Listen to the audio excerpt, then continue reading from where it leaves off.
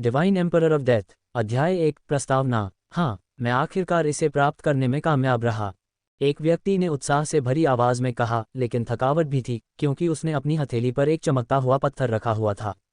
आवाज काफी नर्म थी, लेकिन सुनने वाले के चेहरे पर एक सच्ची मुस्कान लाने की क्षमता भी थी। उसके बाल जो स्याही काले होने चाहिए थे वे फीके सफेद दिखाई दिए, जबकि उसकी सीधी नाक उसे तीखा दिखा रही थी। लेकिन उसके होंठ सूखे हुए थे जो उसे एक शांत बेघर आत्मा की तरह भी दिखा रहे थे। इस व्यक्ति की थकावट भरी शक्ल उसके गालों पर थोड़ी झुर्रियां लिए हुए थी, फिर भी वह एक ही समय में युवा दिख रहा था, जैसे कि एक युवा जो थोड़ा बूढ़ा हो गया हो। मुझे तियान लॉन को डेथ बुक प्राप्त करने में 10 साल हो गए हैं। उसकी आंखों में एक गहरी चमक चमक उठी, और यह सोचकर कि वह उस वस्तु को प्राप्त करने में कामयाब हो गया है जिसे वह 5 साल से अधिक समय से खोज रहा था, उसे उत्साह और उदासीनता की भावना से भर दिया।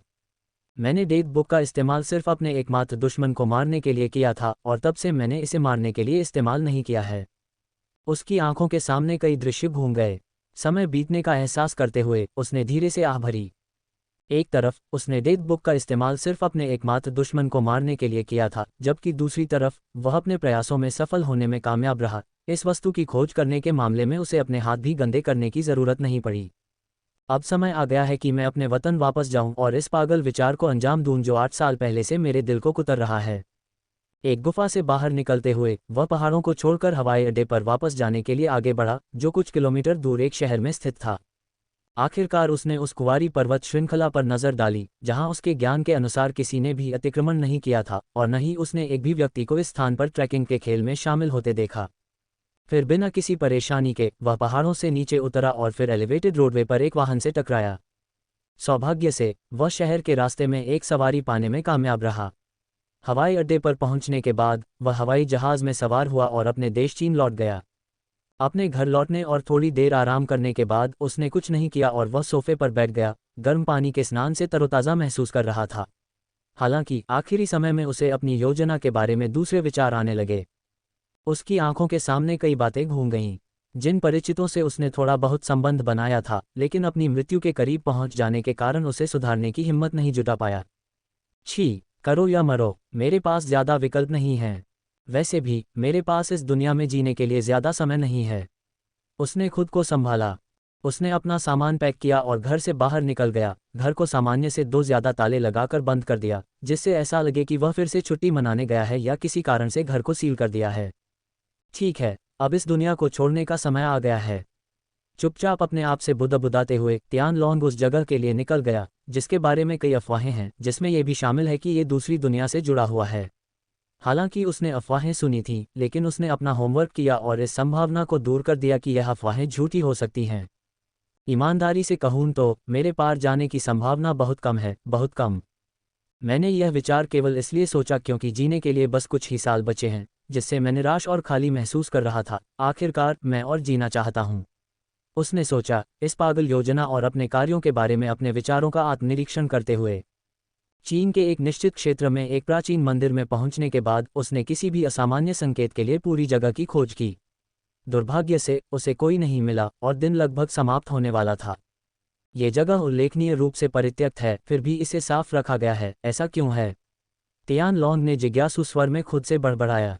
लंबे समय तक अकेले रहने के कारण उसने मानसिक और शारीरिक रूप से खुद से बात करने की आदत विकसित कर ली थी। ये देखने के बाद कि उसे आज कुछ भी नहीं मिला है, उसने बस सोने और कल खोज जारी रखने का फैसला किया। हालांकि जैसे ही वह अपने द्वारा स्थापित अस्थायी तंबू में सो रहा था, एक आवाज ने उसे चौंका दिया। वहां कौन है? तियान लॉन्ग ने चिल्लाया और वह सावधानी से मुड़ा। वाह, मुझे डराओ मत, बूढ़े आदमी, एक युवक ने चिल्लाया। तियान लॉन्ग ने अपनी आंखों से उस युवक की जांच की, लेकिन ये सुनकर कि उसे बूढ़ा आदमी कहा जाता है, उसकी पलकें झपकने लगीं। आजकल लोग उसे बूढ़ा आदमी कहते हैं, यह एक आम बात है, और उसने इस पर ज्यादा विचार नहीं किया क्योंकि उसकी जीवन अवधि कम होने के कारण उसकी जीवन शक्ति कम हो रही थी। तुम कौन हो, छोटे लड़के? तियान लॉन्ग ने पूछा, हालांकि उसे जवाब पता था। मैं जियाओ यी हूँ, युवक ने जवाब दिया। ऐसा लग रहा था कि वह इस प्राचीन मंदिर में एक बूढ़े व्यक्ति की उपस्थिति से बिल्कुल भी परेशान या डरा हुआ नहीं था। आखिरकार कोई व्यक्ति तियान लॉन्ग के चेहरे को भी एक पीले भूत के समान समझ सकता है। जब जियाओ यी अपने चेहरे पर एक जिज्ञासु और भ्रमित भाव के साथ पूछने वाला था, तो उसे तियान लॉन्ग ने रोक दिया। तुम यहाँ क्यों हो? जियाओ यी पहले तो चौंक गया क्योंकि उसने भी यही सवाल पूछने के बारे में सोचा।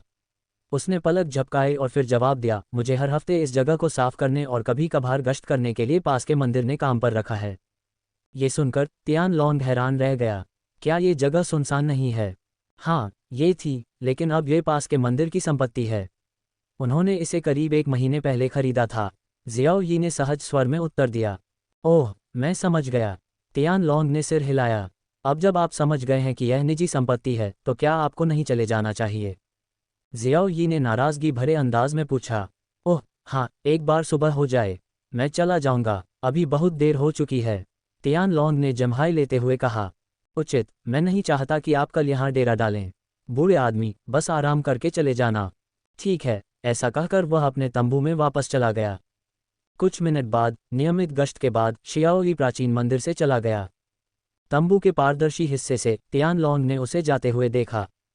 आह, कितना जवान है, वह अंदर से बहुत अच्छा है। भले ही वह असभ्य और बहुत रूखा लग रहा हो, उसे लगा कि वह एक नज़र में ही उस युवक को पहचान गया था। फिर भी, वह आधी रात को यहाँ क्या कर रहा है? कभी कभार गश्त करता है। क्या लोग आमतौर पर गश्त के लिए यही समय चुनते हैं? तियान लोंग ने हंसते हुए सोचा, या वह किसी महिला से मिलने जा रहा था या कुछ और। उसकी भौहें एक पल के लिए सिकुड़ गईं। लगता है कि मेरे पास सोने के लिए कोई समय नहीं बचा है, मेरा ये थका हुआ शरीर अब और नहीं सह सकता। अपने मन में चिल्लाते हुए वह तंबू से बाहर निकल गया और फिर से जगह की तलाशी लेने लगा। वह अपने साथ लाए और टैंक में छिपाए गए कई टॉर्चलाइट में से एक को चालू करके उस जगह पर किसी भी तरह के असामान्य संकेतों की तलाश करने लगा जिसे उसने अभी तक नहीं खोजा था। शेरों और बाघों की कई मूर्तियां थीं, लेकिन वे सभी एक तरह से अलग थीं जिसे वह पहचान नहीं पाया। यहाँ तक कि भित्तिचित्र भी थे जो किसी तरह के इतिहास को दर्शा रहे थे। हालांकि मूर्तियां और भित्तिचित्र सभी कमोबेश खंडित थे, जिससे प्राचीन मंदिर एक खंडहर मंदिर जैसा लग रहा था। जियोई के जाने के बाद से उसे अपनी खोज जारी रखने में 1 घंटा बीत गया। घूमते हुए तियान लोंग कई चौड़े कमरों में से एक में घुस गया। वह एक दीवार के सामने की ओर बढ़ा और इधर उधर थपथपाने लगा। टोक टोक। जब वह दीवार के चारों ओर थपथपाता रहा तो कमरे में एक दबी हुई सी आवाज़ गूंज उठी। तियान लोंग ने पलकें झपकाईं और अगले ही पल उसके सूखे हुए होंठ मुस्कुराहट में बदल गए। हाँ, मिल गया। उसने दीवार के उस खास हिस्से को धक्का दिया जिससे एक दबी हुई आवाज़ आई। कमरे में एक भूमिगत दरवाज़ा खुला, जिसे देखकर तियान लोंग ने तुरंत उस पर नज़र डाली। उसने काफ़ी देर तक जांच की कि उसमें कोई जाल तो नहीं है, थोड़ा धैर्य रखते हुए। 1 घंटे बाद उसे कोई जाल नहीं मिला और इससे उसे थोड़ी राहत मिली। अगर वह दूसरी दुनिया में जाने से पहले ही अपनी जान गंवा देता तो उसे नहीं पता था कि यहाँ कितने लोग जो इस बारे में जानते थे उसकी लाश पर हंसेंगे। अपनी मौजूदा विशेषज्ञता से यह सुनिश्चित करते हुए कि कोई खतरा तो नहीं है, उसने फिर भूमिगत दरवाजे से नीचे उतरना शुरू किया। उसे नीचे जाने वाली बहुत सी सीढ़ियां मिलीं और वह एक लोहे के दरवाजे के सामने पहुंचा जिस पर किसी तरह के जीर्ण शीर्ण पैटर्न बने हुए थे। तियान लोंग ने लोहे के दरवाजे के ठीक बगल में लगे स्विच को देखा और उसे नीचे खींच लिया। लोहे का दरवाज़ा खुल गया और वह अपने हाथ में टॉर्च की रोशनी लेकर जगह को रोशन करते हुए भूमिगत क्षेत्र में प्रवेश कर गया। एक अपरिचित और भयानक दृश्य उसके सामने आया। तियान लोंग ने आश्चर्य से सांस ली जब उसने उस अज्ञात संरचना को देखा जो एक चक्र की तरह थी। बाहरी चक्र गोलाकार दिखाई दिया जबकि आंतरिक चक्र अंडाकार दिखाई दिया जिस पर एक आंख थी। यह एक राक्षसी आंख की तरह लग रहा था जिसने उसे लगभग सिहरन पैदा कर दी।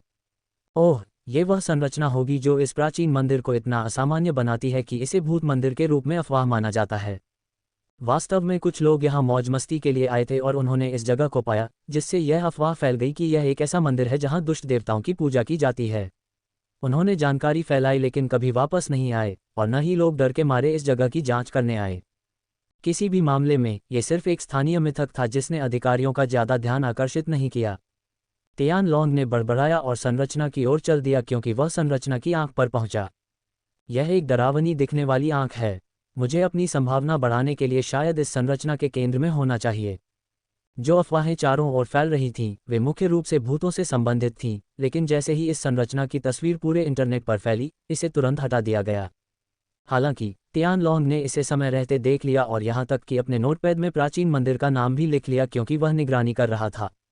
मूल रूप से उसने इसे केवल एक भूत के रूप में ही सोचा था। शरारत, लेकिन रहस्यमय समूहों पर नज़र रखते हुए जो इस तरह व्यवहार कर रहे थे जैसे कि उन्हें परमानंद की गोलियां खिलाई गई हों, उसे पूरा यकीन था कि यह वही जगह है जिसकी उसे 8 साल पहले से तलाश थी। तियान लोंग ने अपने बैकपैक से एक पत्थर निकाला जिसमें से एक हल्की हरी और बैंगनी रंग की अलौकिक रोशनी निकल रही थी। ये वह वस्तु थी जो उसे चीन लौटने से पहले मिली थी। Transmission stone. तियान लॉन्ग की आंखें रोशनी में चमक उठीं और उसने बुदबुदाया, कम से कम दूसरे लोग इसे यही कहते थे क्योंकि अफवाह थी कि इसमें आत्माएं निवास कर सकती हैं। अगर पास के मंदिर के पात्रों को पता चल जाए कि मेरे पास पत्थर है तो क्या वे पागल हो जाएंगे? तियान लॉन्ग जोर से हंसा। वह पास का मंदिर जिसका जिक्र जियाओई ने किया था उन बुतों में से एक है जिस पर उसकी नज़र थी, लेकिन इस प्राचीन मंदिर को खरीदने का मामला इतना गुप्त लग रहा था कि वह इसके बारे में एक शब्द भी नहीं सुन पाया।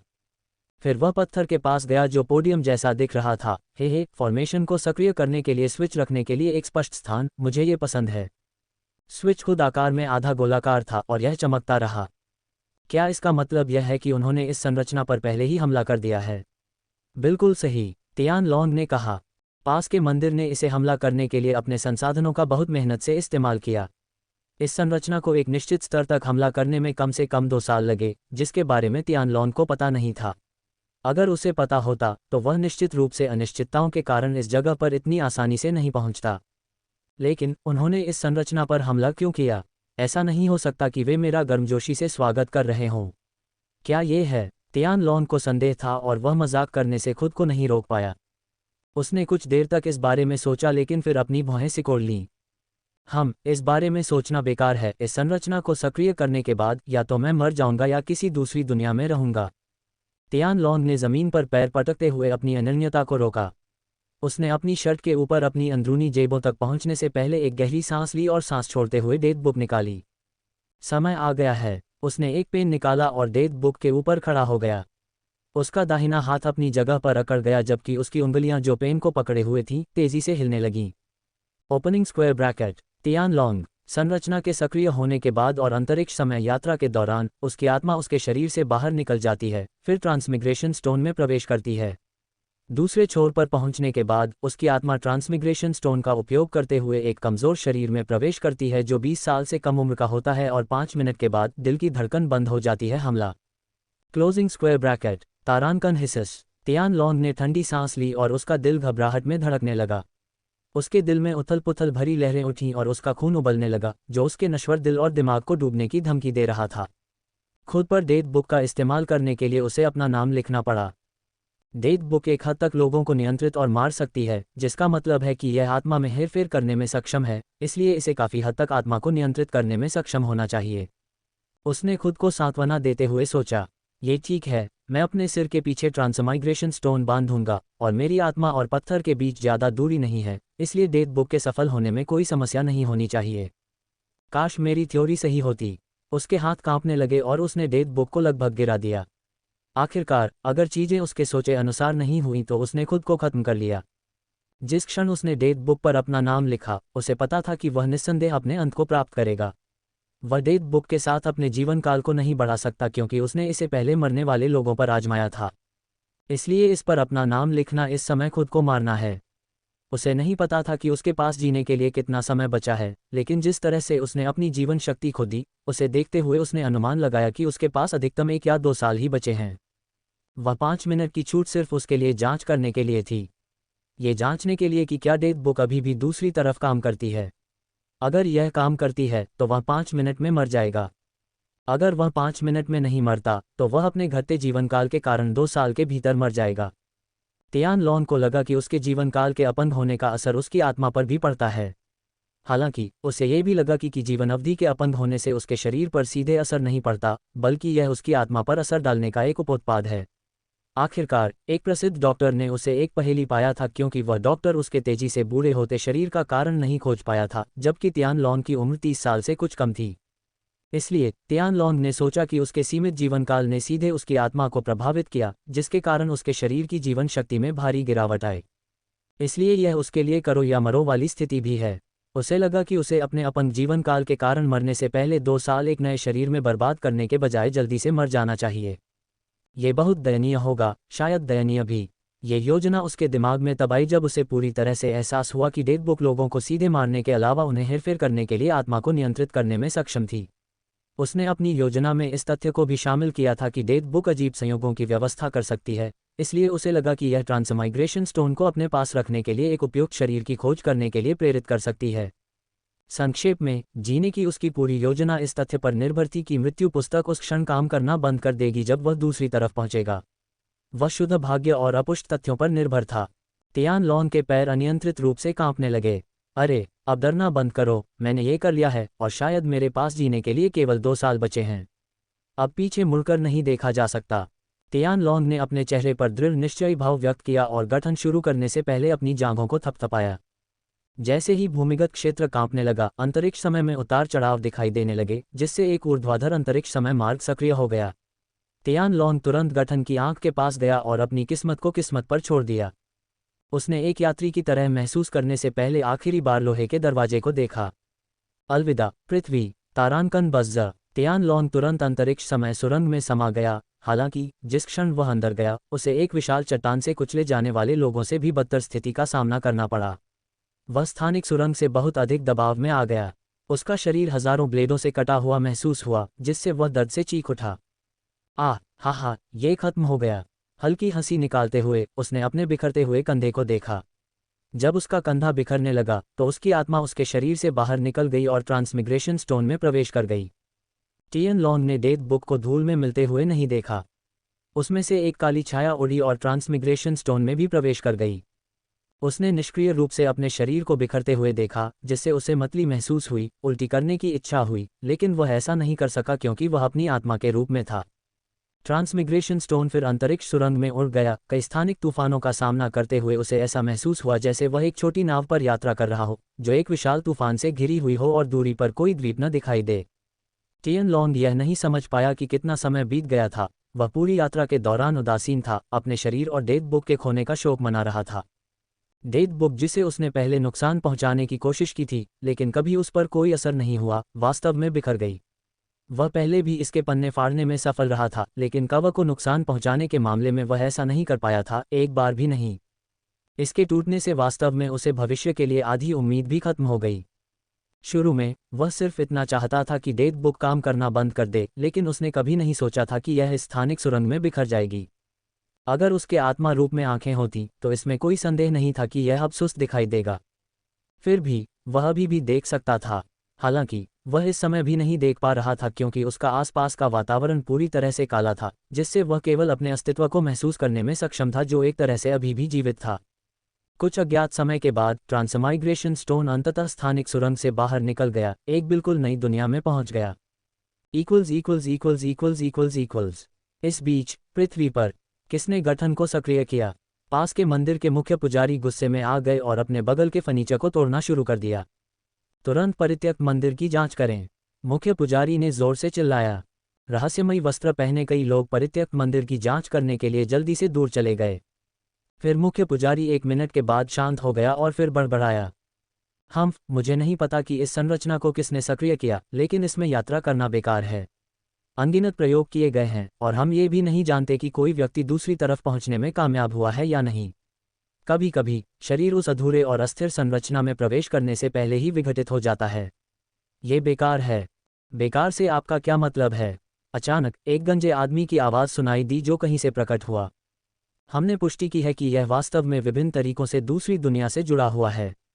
अगर हमारे पास ट्रांसमाइग्रेशन स्टोन होता जो एक आत्मा को होस्ट कर सकता है, तो शायद हम दूसरी तरफ पहुंचने में सक्षम हो सकते हैं। गंजा आदमी धीरे से आहें भरता है।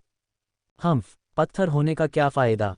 अगर आप आत्मा को पत्थर में नहीं ले जा सकते तो यह अभी भी बेकार है। आपके पास अपनी आत्मा को स्थानांतरित करने का कोई तरीका नहीं हो सकता है, लेकिन मेरे पास है। गंजा आदमी ने व्यंग्य किया। बहुत बुरा हुआ, ट्रांसमाइग्रेशन स्टोन हर 1000 साल में दिखाई देता है और हमने प्रयोगों पर अपना सारा पैसा खर्च कर दिया है। जब यह आखिरी बार दिखाई दिया था तो इसे अब तक दिखाई दे जाना चाहिए था। जल्दी करो, इसे खोजो। मुझे पता है, मुख्य पुजारी ने नाराज भाव से उत्तर दिया। अचानक एक आदमी दौड़ता हुआ आया और सम्मानजनक दूरी पर रुक गया। प्रधान पुजारी, हमने मंदिर के बाहर जियोगी को पाया। और वह आदमी हिचकिचाया। वह क्या? प्रधान पुजारी काफी अधीर लग रहा था। उस आदमी के माथे पर काली रेखाएं थीं, उसके चेहरे पर हिचकिचाहट थी। जल्दी करो, बाहर निकलो। वह परित्यक्त मंदिर के पास एक पेड़ के नीचे एक महिला के साथ संबंध बना रहा था, लेकिन हमें देखते ही भाग गया। प्रधान पुजारी स्तब्ध रह गया, जबकि गंजा आदमी अपनी दाढ़ी रगड़ते हुए हंसने लगा। उन दोनों को मार डालो और कुत्तों को खिला दो। प्रधान पुजारी की आंखों में ठंडक झलक रही थी जब वह प्रतिध्वनि कर रहा था। हालांकि रिपोर्ट करने आया आदमी सिर से पैर तक कांप रहा था। अरे प्रधान पुजारी, क्या वह महिला आपकी नाजायज बेटी है? तारांकन पुई। प्रधान पुजारी की आंखें चौड़ी हो गईं, इससे पहले कि वह मुंह में खून छिड़कता और गिर जाता, जबकि पुजारी ने कहा कि वह उसे नहीं जानता। गंजा आदमी पागलों की तरह जोर से हंसा। अध्याय 2, नई दुनिया। ट्रांसमिशन स्टोन आखिरकार आसमान में बिखर गया और तियानलोंग की आत्मा के चारों ओर एक हरे बैंगनी रंग की चमक पैदा की। फिर चमक अचानक एक निश्चित दिशा में चली गई, जो प्रकाश की मानक गति से भी तेज थी। ट्रांसमिशन स्टोन से कुछ किलोमीटर दूर एक जगह पर जो कुछ सेकंड पहले कहीं बीच में दिखाई दिया था। अच्छा नहीं, वह बच नहीं पाएगा।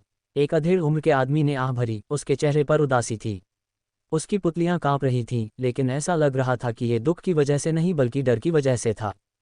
यह अधेड़ उम्र का आदमी एक नीले रंग का कवच पहने खड़ा था जिस पर बाघ की छवि अंकित थी।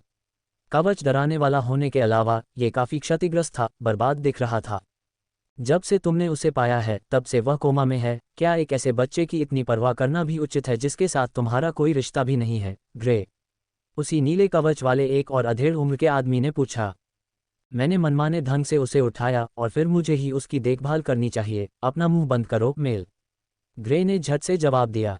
उसके ढीले लाल बालों की वजह से उसकी केवल एक आंख ही दिखाई दे रही थी। उसके चेहरे पर एक चिढ़ का भाव था जिसने मेल के चेहरे को तुरंत बदसूरत बना दिया। बस ग्रे, तुम्हारे नेक काम से तंग आ गया। तुम हमारे कैप्टन के आदेशानुसार काम भी ठीक से नहीं करते और तुम बस उस बच्चे की देखभाल करते हो। क्या वह बच्चा तुम्हारा नाजायज बेटा है? मेल ने गुस्से में चिल्लाया। हालांकि ग्रे के लिए मेल एक बार फिर मुसीबत में फंसने से खुद को नहीं रोक सका। ग्रे की आंखें थोड़ी ठंडी हो गईं। उसने अपनी तलवार म्यान से बाहर निकाली क्योंकि ब्लेड सूरज की रोशनी को प्रतिबिंबित कर रहा था। मुझे पता है कि तुम मुझसे कुछ दुश्मनी रखते हो, मेल, इसलिए बार बार मुझ में दोष निकालना बंद करो। अगर तुम में हिम्मत है तो चलो इसे हमेशा के लिए खत्म कर देते हैं। तुम्हें लगता है कि मैं तुमसे डरता हूँ? मैं तुम्हें दिखाऊंगा कि हमारे ब्लू टाइगर मर्सिनरीज में हमारे कैप्टन के रिटायर होने के बाद कौन कैप्टन का दर्जा प्राप्त करने जा रहा है। मेल ने भी अपनी तलवार निकाली और लड़ने के लिए युद्ध की मुद्रा में आ गया। ये सुनकर कि मेल ने अप्रत्यक्ष रूप से लड़ाई स्वीकार कर ली है, ग्रे अपने वर्तमान खेती के आधार के लिए अविश्वसनीय गति से बाहर निकल गया। उसने अपनी तलवार से एक चकाचौंध करने वाली रोशनी पैदा की जिसने तुरंत पूरे क्षेत्र को चमक से ढक दिया। क्या एक नई युद्ध तकनीक? मेल क्षण भर के लिए अकड़ गया। जब उसने देखा कि रोशनी की वजह से उसकी दृष्टि बाधित हो रही है तो वह लगभग अपनी पैंट में पेशाब कर बैठा। वह हिलता डुलता नहीं था क्योंकि उसकी आंखें अंधी हो गई थीं और रोशनी की वजह से उसे कुछ पल के लिए आंखों में दर्द भी हुआ। और अगले ही पल युद्ध तकनीक द्वारा जारी की गई चमक से मंद हुई एक अनोखी चमक उस बच्चे पर पड़ी जिसने कुछ पल के लिए सांस लेना बंद कर दिया था। युद्ध में उलझे हुए उन दोनों ने इस अजीबोगरीब घटना पर ध्यान नहीं दिया। मेल ने अपनी आंखें खोली और देखा कि उसकी गर्दन के सामने एक तलवार है। उसे लगा कि उसकी जान उसके हाथों से फिसल रही है, या यूं कहें कि उसकी गर्दन। वह डर के मारे अनजाने में कांपने लगा, अपनी जान के लिए डर गया। उसके होंठ कांप रहे थे, वह बात करना चाहता था लेकिन बोल नहीं पा रहा था। मुझे लगता है कि मैं तुम्हारे उकसावे से तंग आ चुका हूं, बेवकूफ, ग्रे ने ठंडे स्वर में कहा। उसका हाथ हिला और जब वह मेल का सिर काटने वाला था तभी एक आवाज आई जिसने उसे रुकने के लिए प्रेरित किया। रुको, ये कैप्टन है, ग्रे ने पीछे हटते हुए कहा। यह एक बहुत ही महत्वपूर्ण समय था और उसके पास मेल या कैप्टन से परेशान होने का कोई समय नहीं था। इस बीच तियानलोंग, जो बच्चे के शरीर में प्रवेश कर चुका था, उसे गर्मी तो महसूस होने लगी लेकिन साथ ही वह विचलित भी हो गया। शरीर में प्रवेश करते समय तियानलोंग को बिल्कुल भी प्रतिरोध का सामना नहीं करना पड़ा। ऐसा लग रहा था जैसे बच्चे की आत्मा इस शरीर में पहले से ही मौजूद नहीं थी। हालांकि वह कमजोर महसूस कर रहा था लेकिन साथ ही उसे अंदर से कुछ गर्म, सुखद और आरामदेह अनुभूति हो रही थी। क्या ट्रांसमाइग्रेशन स्टोन इस बच्चे के कमजोर शरीर को ठीक कर रहा है? साथ ही तियानलोंग इस तथ्य पर विश्वास नहीं कर पा रहा था कि अब से इस बच्चे का शरीर उसका अपना है।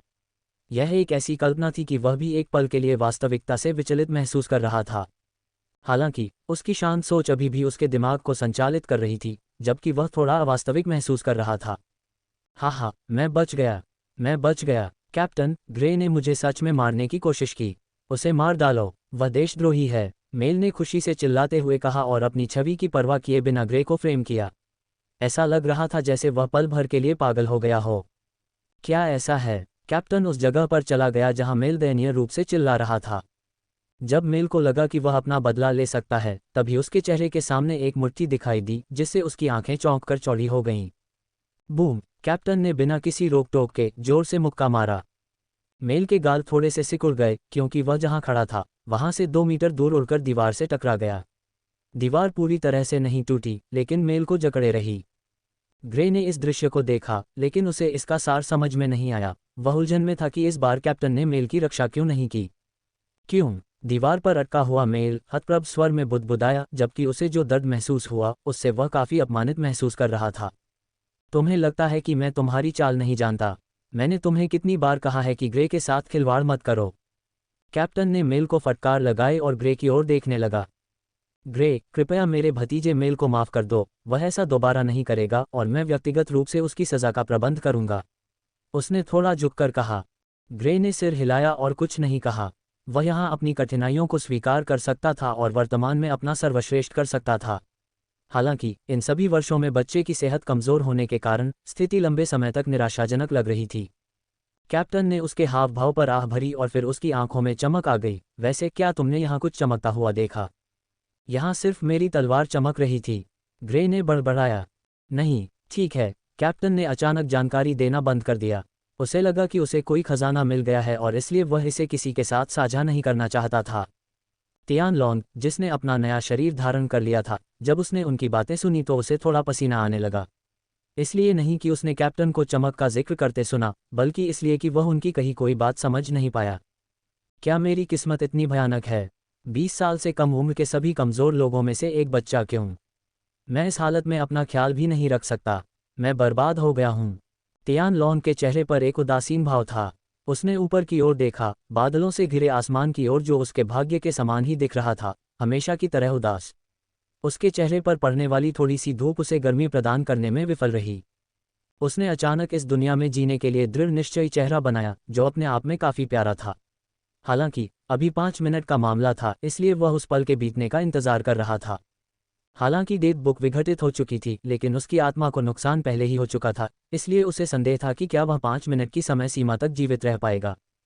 ग्रे ने मुड़कर देखा और उस जगह पर वापस आया जहां बच्चा अपनी पीठ के बल लेटा हुआ था।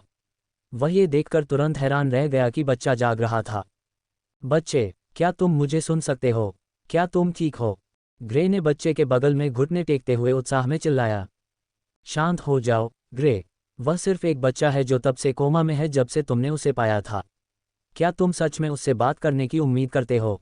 कप्तान ने ठहाका लगाया। आह, ठीक है, मैं बस खुशी में खो गया था, माफ करना, ग्रे ने थोड़ा शर्मिंदा स्वर में उत्तर दिया। ठीक है, बच्चे का ख्याल रखना, मुझे काम करने हैं। कप्तान ने विदा ली और चला गया। उसकी आंखों में एक गहरी चमक उठी। जैसे ही उसका सिर बाईं और दाईं ओर घूम रहा था, वह चमक का स्रोत खोजने की कोशिश कर रहा था।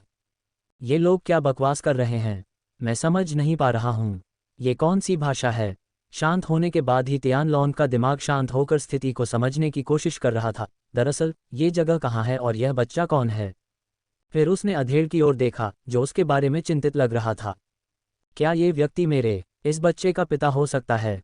अचानक तियानलोंग की भौहों के बीच की उभरी हुई त्वचा दर्द से धड़कने लगी। आह, बच्चे, क्या हुआ? बच्चे को देखते ही ग्रे घबरा गया, दर्द से चिल्लाया, ओह नहीं। उसे लगा कि उसका शरीर ठंडा पड़ रहा है। मेरी आंखों के सामने ये काली चीज क्या है? तियानलोंग ने अपने सामने एक भयानक दृश्य देखा। उसकी दृष्टि अचानक गायब हो गई और ऐसा लगा मानो उसने सारी दृष्टि खो दी हो, लेकिन एक पल बाद वह कालापन उसकी दृष्टि में एक विसंगति बन गया। अगर वह कहे तो एक बहुत ही परिचित विसंगति। तियानलोंग दुखद रूप से चिल्लाया और उसने अपना सिर तब तक पकड़े रखा जब तक कि वह अत्यधिक दर्द से बेहोश नहीं हो गया। ग्रे, जो घबरा गया था, वह तुरंत शांत हो गया जब उसने देखा कि बच्चे की पीड़ा समाप्त हो गई है। उसने बच्चे की नब्ज जांची और राहत की सांस ली। वह बस बेहोश हो गया है, शुक्र है। शायद वह मेरे चेहरे से डर गया था। ये समझ में आता है। आखिरकार ये पहली बार है जब मैं उसे अपनी आंखें खोलते हुए देख रहा हूँ। ये बच्चा निश्चित रूप से मुझे एक धागे से लटकाए रखना पसंद करता है। वह दुखी होकर हंसा और अब तक उसने जो कठिनाइयां झेली हैं उनके बारे में सोचते हुए आह भरी। ये लगभग इस बच्चे का तीसरा जन्मदिन है। अच्छा हुआ कि वह उससे पहले जाग गया, वरना मेरा सिर काट दिया जाता। संयोग को देखते हुए ग्रे ने भगवान को धन्यवाद दिया। फिर वह तियानलोंग को अपने कमरे में ले गया और उसे अपने बिस्तर पर सुला दिया। फिर वह मेज के सामने बैठ गया और साफ स्ट्रोक में एक पत्र लिखा, इसे कुछ हद तक मध्यम पैटर्न वाली गुप्त मुहर के साथ छाप दिया। वह खिड़की के पास खड़ा था और सीटी बजा रहा था। एक सुंदर कबूतर खिड़की से उड़कर ग्रे के कंधों पर आकर खड़ा हो गया। उसकी आंखें तीखी लग रही थीं और उसके छोटे कद की तुलना में उसकी उपस्थिति बहुत प्रभावशाली थी। फिर ग्रे ने कबूतर के पैर में पत्र बांध दिया। अगले ही पल कबूतर उसके कंधे से उड़कर अपने पूर्व निर्धारित गंतव्य की ओर चला गया। बस इतना ही, मेरा मिशन आखिरकार जल्द ही खत्म होने वाला है।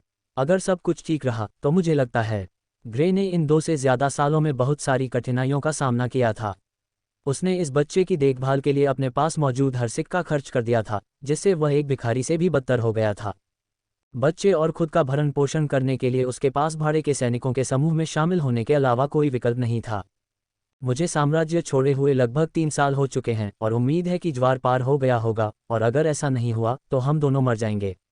वह फिर से दुखी होकर हंसा और फर्श पर गिर पड़ा। उसकी आंखें पूरी तरह से बंद हो गईं, जिससे ऐसा लग रहा था कि वह मर चुका है। हालांकि उसने कुछ सेकंड में एक जोरदार खर्राटे लिए।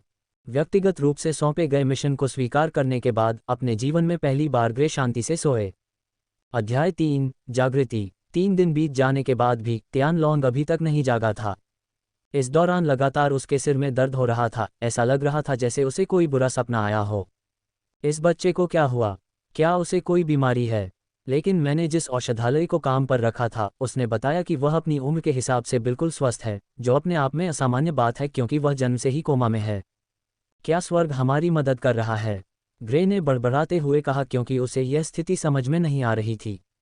जो भी हो, मैं इसे उच्च अधिकारियों को रिपोर्ट करूंगा। उसने दरवाज़ा खोला और कमरे से बाहर चला गया। कमरे में कुछ पलों की खामोशी के बाद एक बच्चे ने धीरे से अपनी आंखें खोलीं। मैं कहाँ हूँ? ये कौन सी जगह है? मैं मरा क्यों नहीं हूँ? तियान लोंग के मन में बहुत सारे संदेह और कई सवाल थे, लेकिन सबसे प्रमुख सवाल था, मेरी आत्मा में ये काली चीज़ क्या है? रुको, मैं अपनी आत्मा को महसूस कर सकता हूँ। तियान लोंग पूरी तरह से भ्रमित था और थोड़ा डरा हुआ भी था। उसके ग्लेबेला पर महसूस होने वाला एहसास निस्संदेह एक नई अनुभूति थी। आत्मा ग्लेबेला में है, यह उसके लिए एक पूर्वकल्पित धारणा थी, इसलिए उसने अपने आप ही इस अनुभूति को अपनी आत्मा मान लिया। इस अचानक खोज पर उसका दिल धड़कने लगा। तियान लोंग ने अपने होठों को काटते हुए खुद से चीनी भाषा में फुसफुसाया, ठीक है, मुझे शांत करो। अगर मैं शांति से और सावधानी से सोचूंगा तो शायद मैं इस स्थिति को समझ पाऊंगा। उसने खुद को शांत करने के लिए एक गहरी सांस ली, लेकिन ये पर्याप्त नहीं था।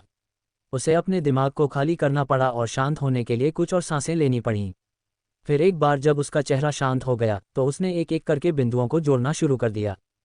डेट बुक को स्थानिक सुरंग में नष्ट कर दिया गया था और मैंने अपनी आंखों से उस दृश्य को देखा। मुझे इस पर यकीन है। तो मेरी आत्मा में ये काली चीज़ क्या है जो किताब की तरह दिखती है? क्या ये डेट बुक है? ये वैसी ही दिखती है।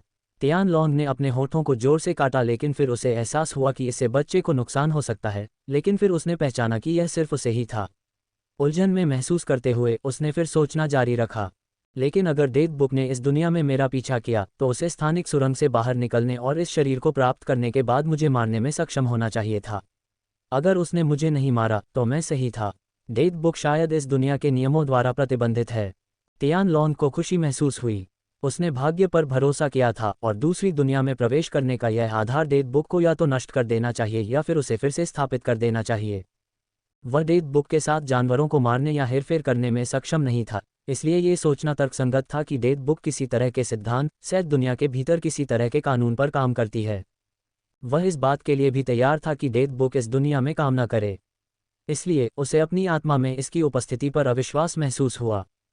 इस दुनिया को शायद किसी अज्ञात वस्तु के आगमन का पता लगाने के लिए समय की आवश्यकता होती है, इसलिए डेट बुक मुझे 20 वर्ष से कम उम्र का एक कमजोर शरीर प्राप्त करने की शर्त को पूरा करने में सक्षम थी, लेकिन ये 5 मिनट की समय सीमा के बाद मुझे मारने में सक्षम नहीं थी, जिसका अर्थ है कि डेट बुक को या तो आंतरिक रूप से नष्ट कर दिया जाना चाहिए था या इस दुनिया के नियमों के अनुसार रीसेट किया जाना चाहिए था।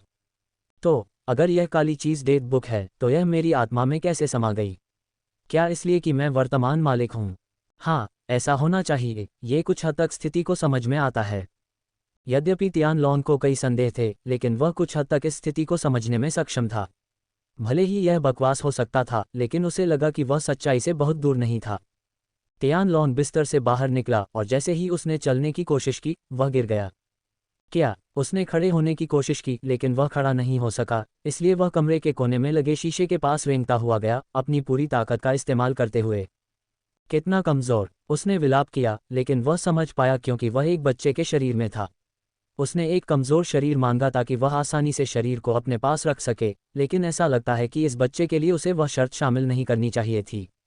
वह लगभग 90 सेंटीमीटर लंबा, गोरी त्वचा, नीलम जैसी आंखें जो मनमोहक लगती हैं, लेकिन उसका चेहरा काफ़ी दुबला पतला लग रहा था, जो उसके शरीर के साथ साथ धंसा हुआ था। उसके छोटे सुनहरे बाल बिखरे हुए थे और 3 साल के बच्चों के लिए सामान्य रूप से छोटे कद के साथ वह एक अनाथ बच्चे से बहुत अलग नहीं दिख रहा था जिसकी देखभाल नहीं की जाती थी। हालांकि वह जिस परिस्थिति में था, उसे देखते हुए वह बिना किसी गंदगी के साफ सुथरा लग रहा था। शायद किसी ने या मध्यम आयु वर्ग के व्यक्ति ने उसकी देखभाल की थी और पहली नज़र में वह बच्चे का पिता भी लग रहा था। लेकिन अब उसे लगा कि यह बच्चा उस व्यक्ति जैसा बिल्कुल नहीं है। 2 या 3 साल का बच्चा, एक अनाथ। मुझे लगता है कि यह ठीक है क्योंकि मैं इस माहौल में पूरी तरह से घुल मिल सकता हूँ। मुझे नहीं पता कि तुम कौन हो, लेकिन तुम्हारा शरीर रखने के लिए मुझे खेद है। मैं कोई बहाना नहीं बनाने जा रहा हूँ क्योंकि मैंने तुम्हें अप्रत्यक्ष रूप से मार डाला है। तियान लॉन को नहीं पता था कि यह बच्चा जन्म से ही कोमा में था और 3 दिन पहले मरने वाला था। एक मासूम बच्चे को मारने के बारे में उसके मन में जटिल भावनाएं थीं, लेकिन इसने उसे अपना जीवन जीने से नहीं रोका। मैं कसम खाता हूं कि मैं भी तुम्हारा हिस्सा निभाऊंगा। हालांकि उसे हास्यास्पद लगा क्योंकि एक बच्चा इस दुनिया में उसका पहला शिकार बना। ग्रे के कमरे से बाहर जाने के बाद वह उस कमरे की ओर बढ़ गया जहां कैप्टन रहता था। तारानकन दस्तक, अंदर आ जाओ। कमरे के अंदर से एक आवाज़ सुनाई दी। तारानकन क्रीक। ग्रे ने दरवाज़ा खोला और अंदर चला गया। उसके कदमों की आवाज़ लकड़ी के प्लाईवुड पर चरमरा रही थी। ओह ग्रे, क्या बात है? कैप्टन, अब समय आ गया है कि मैं भाड़े के सैनिकों को छोड़ दूं। कमरे में एक पल के लिए सन्नाटा छा गया। आह, क्या 2 साल की अवधि पहले ही समाप्त हो गई? समय निश्चित रूप से तेजी से उड़ता है। कैप्टन ने आह भरते हुए याद किया। हाँ, भाड़े के सैनिकों में मेरी देखभाल करने के लिए मैं आपका धन्यवाद करता हूँ। जब साम्राज्य के लोग मुझे लेने आएंगे तब मुआवजा दिया जाएगा। आपकी देखभाल कर रहे हैं, मेरे से ज़्यादा खेती के आधार वाले व्यक्ति की रक्षा कर रहे हैं। आप मजाक कर रहे होंगे। क्या ये बच्चा है? कैप्टन ने हंसते हुए कहा। तुमने पहले ही समझ लिया है, ग्रे ने कहा, लेकिन वह हैरान नहीं हुआ। मैं तुम्हारे साथ लगभग 2 साल से हूँ। हाँ, अगर मैं ये भी नहीं समझ पाया तो मुझे भाड़े के सैनिक के तौर पर रिटायर हो जाना चाहिए। ग्रे ने पलकें झपकाईं और कहा, अच्छा हुआ कि तुमने मुझे अभी यह बताया। अगर यह 1 महीने पहले होता तो मैं तुम्हें मारने के लिए मजबूर हो जाता। क्या ये कोई आदेश है? कैप्टन ने व्यंग्यात्मक ढंग से मुस्कुराते हुए कहा। हाँ, ग्रे ने अपना सिर झुकाया जैसे कि यह कोई तथ्य हो। लोरेट इंपीरियल परिवार निश्चित रूप से डरावना है, ये देखते हुए कि यह विद्रोह में भाग लेने वाले कुलीन परिवारों को मारने और जीवित रहने में कामयाब रहा। क्या लोरेट परिवार विद्रोहियों को दबाने में कामयाब रहा है? हाँ, मुझे ये खबर 2 दिन पहले ही मिली है। कैप्टन ने सिर हिलाया। ग्रे उत्साह से कांपता हुआ खड़ा था। इससे हम दोनों बच गए हैं। ग्रे ने राहत की सांस ली और शांत हो गया। तो मैं अपने क्वार्टर में वापस जाऊंगा कैप्टन। ठीक है। कैप्टन ने एक बार फिर यह सोचकर आह भरी कि वह अपने सबसे अच्छे और शक्तिशाली अधीनस्थ को कैसे खोने जा रहा था। हालांकि वह जानता था कि यह अपरिहार्य था। तारानकन क्रीक। ग्रे ने अपने कमरे का दरवाज़ा खोला और अंदर कदम रखा, लेकिन उसे लगभग दिल का दौरा पड़ गया। बच्चा कहाँ है? ग्रे ने तुरंत अपनी तलवार निकाली और घबराए हुए तरीके से जल्दी से अंदर भागा। तियान लॉन्ग ने जल्दी से कमरे के कोने में अपना सिर घुमाया और ग्रे को कमरे में भागते हुए देखा। रे नोलन, यही उसका नाम है न? ऐसा लगता है कि मेरे पास अभी भी डेथ गॉड आइज हैं, तो इसका मतलब है कि मेरे पास अभी भी डेथ बुक है। इसके साथ तियान लॉन्ग ने पुष्टि की कि उसके पास अभी भी डेथ बुक है, लेकिन उसे लगा कि यह कहना सबसे अच्छा होगा कि डेथ बुक उसके अंदर है। रे नोलन ने राहत की सांस ली जब उसने देखा कि बच्चा सुरक्षित है, हालांकि वह कुछ करने की कोशिश कर रहा था। नी यायर ओडेल। तियान लॉन्ग ने तुरंत एक प्यारा सा चेहरा बनाकर अभिनय करना शुरू कर दिया। ये देखते हुए कि मैं बिस्तर पर सो रहा था, इस आदमी को मेरी देखभाल करनी चाहिए थी और यह कोई बड़ी बात नहीं है कि एक 3 वर्षीय अनाथ को बात करना नहीं आता। रे नोलन तुरंत बच्चे की ओर बढ़े और उसे उठाकर ले गए। हाँ, अगर उन्हें पता चला कि राजकुमार को बात करना नहीं आता है तो क्या मेरा सिर कलम कर दिया जाएगा? रे नोलन थोड़ा डर गए लेकिन फिर स्पष्टता से सोचा, शायद नहीं। तियान लॉन्ग को पता नहीं था कि यह आदमी किस बारे में बड़बड़ा रहा था क्योंकि वह अभी भी कुछ भी नहीं समझ पा रहा था।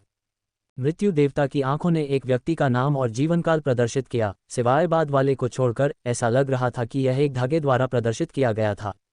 यार, कृपया ऐसी भाषा में बात करो जिसे मैं समझ सकता हूँ। तियान लॉन्ग ने ईमानदारी और दुख दोनों के साथ कामना की। बच्चे, अब तुम्हारे साम्राज्य में लौटने का समय आ गया है और वहां तुम आधिकारिक तौर पर दुनिया की भाषा सीखना शुरू कर सकते हो। रे नोलन ने बच्चे को व्याख्यान देना और पढ़ाना शुरू कर दिया, जबकि वह जानता था कि बच्चा उसे समझ नहीं सकता क्योंकि उसका जीवन इस पर निर्भर था।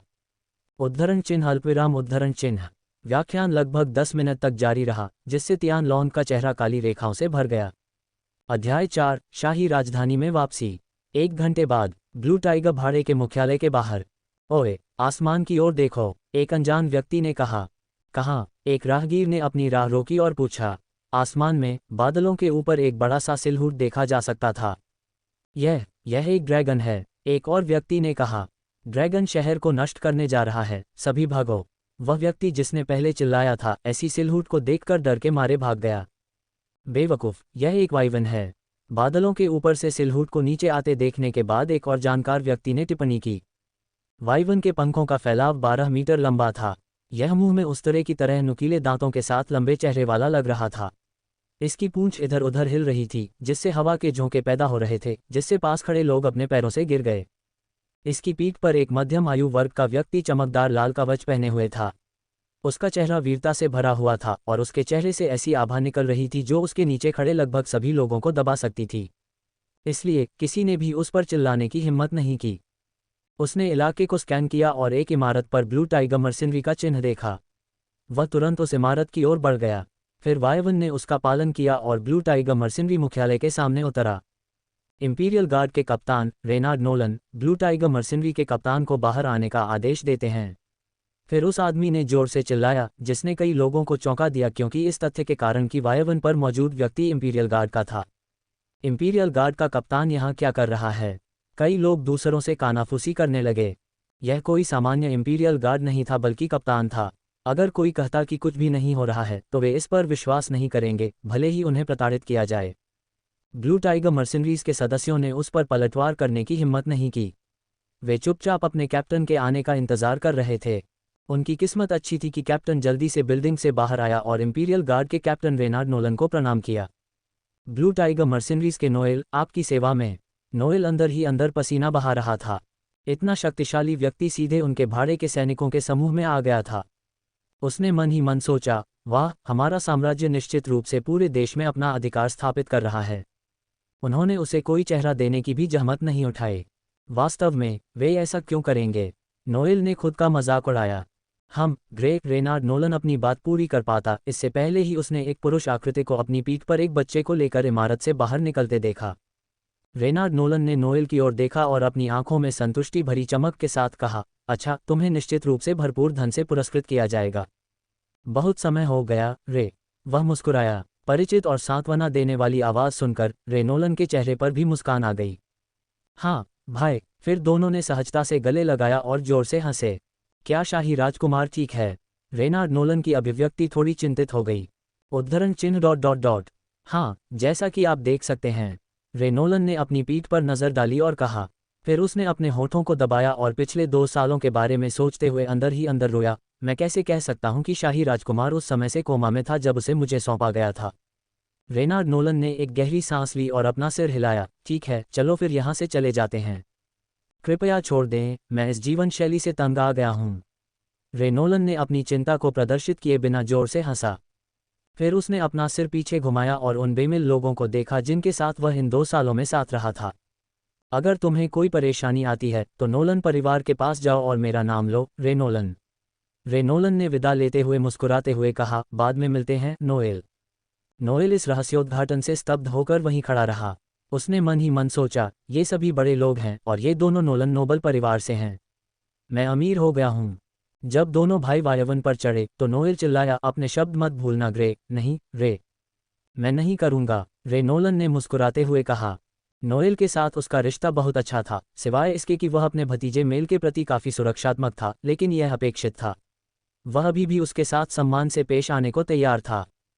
फिर वायवन इंपीरियल कैपिटल की ओर आसमान में उड़ गया। 6 घंटे बाद दूर से एक बड़ी दीवार दिखाई दे रही थी। दीवारें 60 मीटर से ज़्यादा ऊंची थीं। आखिरकार हम इस तेज़ वायवन की मदद से इंपीरियल कैपिटल पहुंच ही गए, रे नोलन ने खुशी से कहा। दोनों के पास बात करने के लिए बहुत कुछ था, इसलिए वे तियान लॉन की अनदेखी करते हुए पूरे रास्ते बातें करते रहे। इस बीच तियान लॉन्ग समझ नहीं पाया कि वे क्या कह रहे थे, इसलिए उसने हार मान ली और वाइवन पर अपनी पहली उड़ान का आनंद लिया।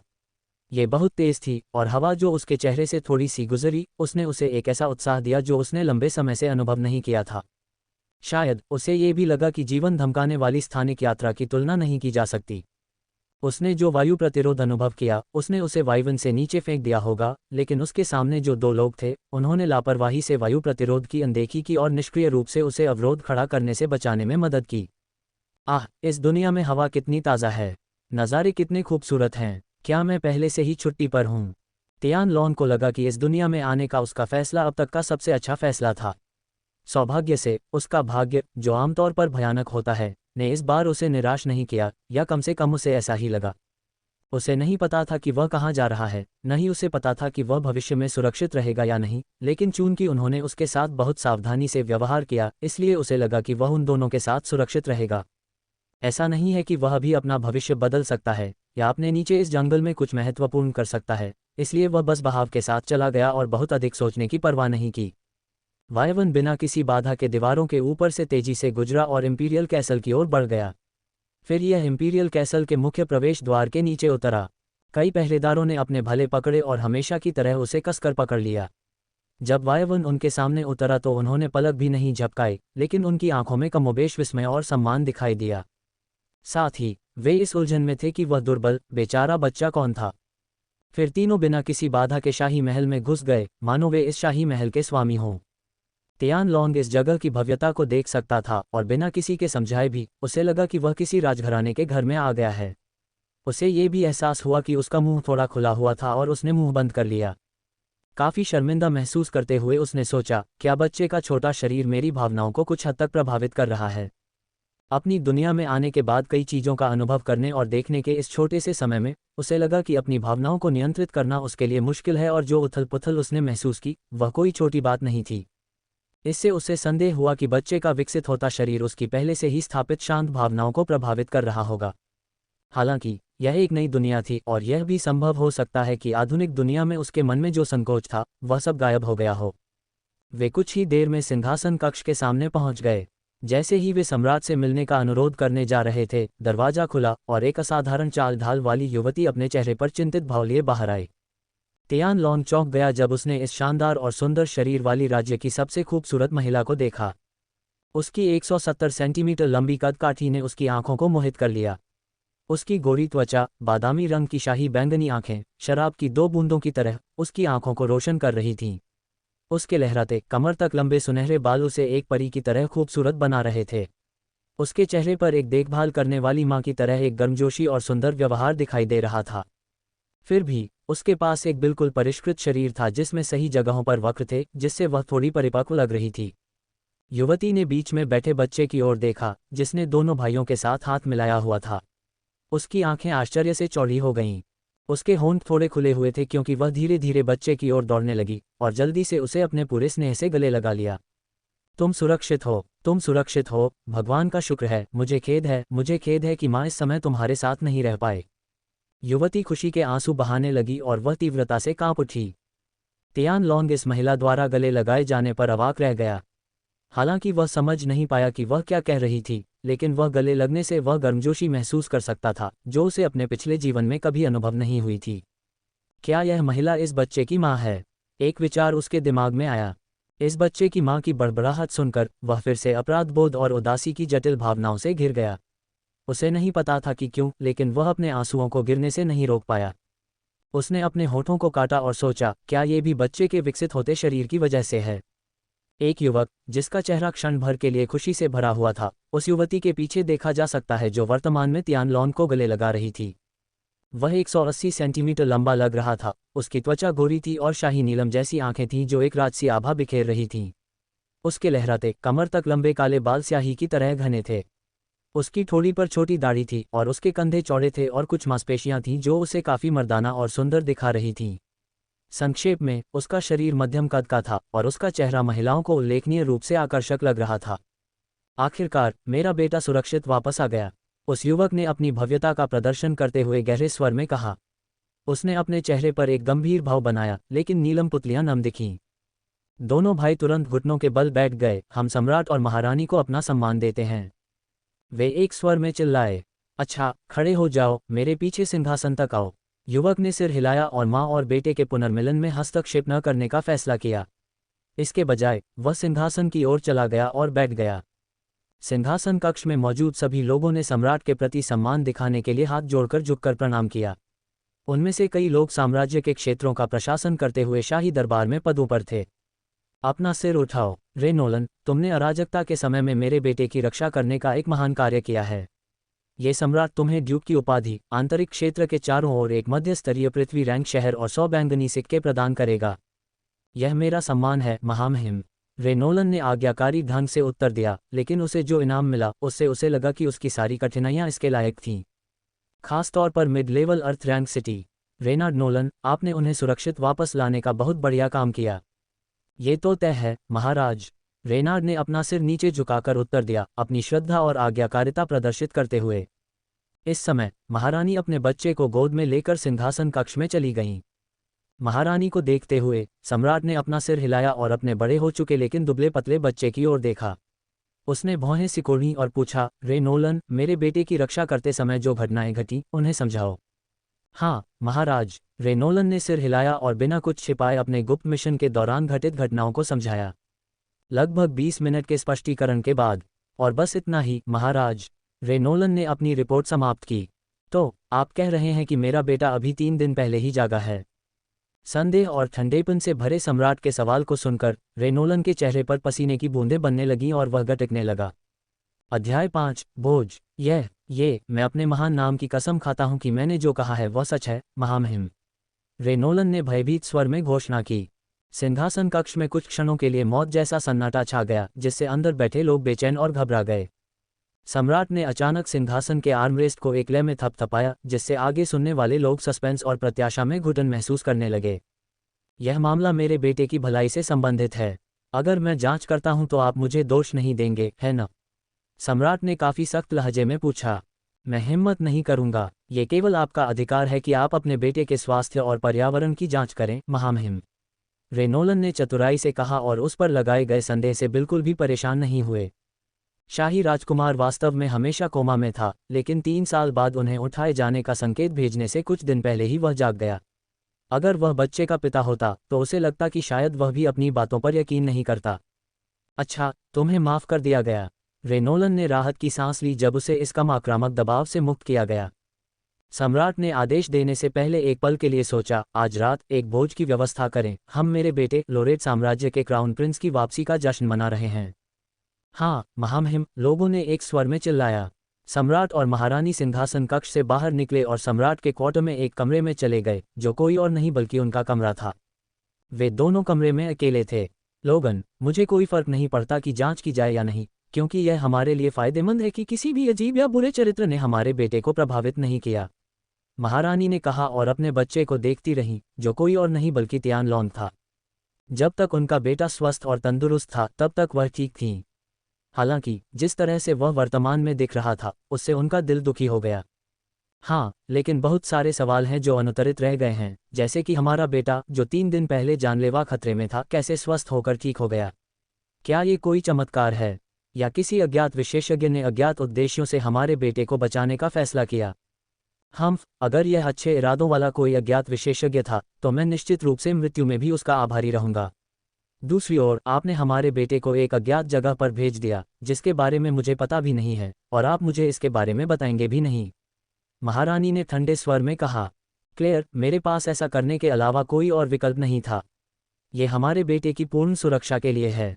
मुझे भी नहीं पता था कि मैंने उसे कहाँ भेजा था जब तक कि रे नोलन से वह संदेशवाहक कबूतर नहीं आया, लोगन ने सच बताया। क्या? क्लेयर को झटका लगा और उसने लोगन को अपने चेहरे पर अविश्वसनीय भाव के साथ देखा। इस पूरे समय तुम कह रहे थे कि तुम जानते हो कि तुमने हमारे बेटे को कहाँ भेजा है और वह सुरक्षित है। अचानक उसे लगा जैसे वह सब कुछ समझ गई है। तुमने ये सब सिर्फ मुझे आश्वस्त करने के लिए किया।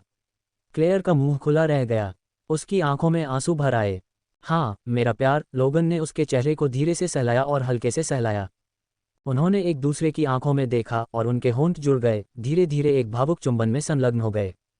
आधा मिनट मौन में बीता, फिर भी तियान लॉन्ग के लिए यह एक परीक्षा के अलावा कुछ नहीं था। गर से नी तियान लॉन्ग अब और बर्दाश्त नहीं कर सका। आखिरकार वह अभी भी एक कुंवारी थी और एक जोड़े को इतने करीब से इस तरह के जुनून में लिप्त देखना उसे बहुत बुरा लगा, आघात पहुंचा। वे दोनों चौंक गए जब उन्होंने अपने बेटे को देखा और जोर से हंसने लगे। उनके मन में राहत की लहर दौड़ गई। जब तक वे संतुष्ट नहीं हो गए तब तक हंसने के बाद उन्होंने एक दूसरे को गले लगाया। मुझे माफ़ कर दो, क्लेयर ने नर्म और शर्मिंदा स्वर में फुसफुसाया। ये ठीक है, मुझे पता है कि इस अवधि के दौरान आपने कितना कष्ट सहा है। लोगन ने उसके सुनहरे बालों को सहलाते हुए उसे सांत्वना दी। लेकिन मैं मूर्ख था, हृदयहीन, इस पूरे समय मैंने आपको अनदेखा किया। मुझे पता है कि मैं गलत कर रहा था, आपने दूसरी महिलाओं की ओर देखा भी नहीं, लेकिन मैंने आपकी बात पर ध्यान देना बंद कर दिया। आंसू उसके गालों से बहते हुए उसके आलीशान लबादे पर गिरने लगे। यह मेरी गलती है। कोई भी माँ नाराज होगी अगर उसका बच्चा उससे छीन लिया जाए। लोगन ने जल्दी से उसे शांत किया। क्लेयर को दोषी महसूस हुआ क्योंकि उसने अपने और अपने बेटे के साथ हुई हर घटना के लिए लोगन को दोषी ठहराया और लगभग 3 साल तक उसे नज़रअंदाज किया। कुछ मिनटों की गर्मजोशी के बाद फिर दोनों एक दूसरे से अजीब तरह से दूर हो गए। यह उनके शरीर के निचले हिस्से और उनके बेटे की नज़र की प्रतिक्रिया थी। हा, लोगन अजीब तरह से हंसा। क्लेयर का चेहरा लाल था और वह शर्मिंदगी से मुस्कुरा रही थी, उसे मंत्रमुग्ध कर रही थी जैसे कि उसने एक आकर्षक मुस्कान पहनी हो। लोगन उसके खूबसूरत लाल चेहरे को देखकर मंत्रमुग्ध हो गया था। अगर वह बच्चा उत्सुकता से उन्हें नहीं देखता तो वह पहले ही उस पर कूद पड़ता। ऐसा लग रहा था कि वह उन्हें ध्यान से देख रहा था। मुझे खेद है, लेकिन मैं तुम लोगों को मेरे सामने कुछ भी नहीं करने दूंगा। क्या तुम लोग कृपया इसे कहीं और कर सकते हो? तियान लॉन्ग ने ऐसा चाहा क्योंकि उसे कोई अजीबोगरीब शौक नहीं था। तारानकन खांसी, हमारे बच्चे को शाही तौर तरीकों से शिक्षित किया जाना चाहिए। मैं अभी इसकी व्यवस्था कर दूंगा। लोगन खांसते हुए दूसरे तरीके से आगे बढ़ा। नहीं, मैं ही हमारे बच्चे को सिखाऊंगी, क्लेयर ने जल्दी से चिल्लाया। हाँ, नहीं, क्लेयर ने अपनी आंखें सिकोड़ते हुए कहा। मैं नहीं का जवाब नहीं दूंगी। 3 साल, मैं 3 साल तक अपने बच्चे के साथ नहीं थी। हम बॉन्डिंग पीरियड से चूक गए।